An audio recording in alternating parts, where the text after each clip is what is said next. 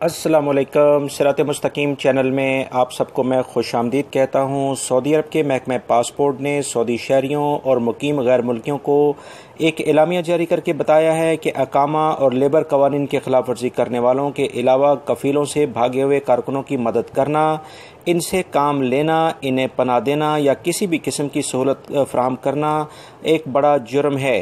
तफसीलात के मुताबिक महकमा पासपोर्ट ने कहा है कि ममलिकत में मुकीम गैर कानूनी गैर मुल्कियों की मदद करने वाले को 6 माह कैद और 1 लाख रियाल जुर्माना होगा।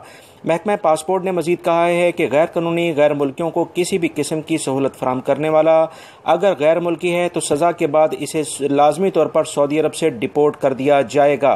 मजीद जो तफसीलात आई हैं कि महकमा पासपोर्ट ने कहा है कि गैर कानूनी गैर मुल्कियों से काम लेने वाली कंपनी और कफीलों को 5 साल तक वीज़ों की सहूलत से महरूम कर दिया जाएगा। कंपनी की तशहीर यानी पब्लिसिटी दीगर जो अखबारात हैं उसमें की जाएगी। कंपनी के सरबराह को भी सज़ा होगी।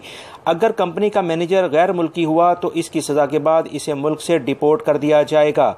महकमा पासपोर्ट ने कहा है कि खिलाफ वर्जी पकड़ने की सूरत में अगर किसी एक से ज़्यादा गैर कानूनी मुल्कों को सहूलत फराहम करने का इंकशाफ हुआ तो जुर्माना भी उसी हिसाब से बढ़ता जाएगा।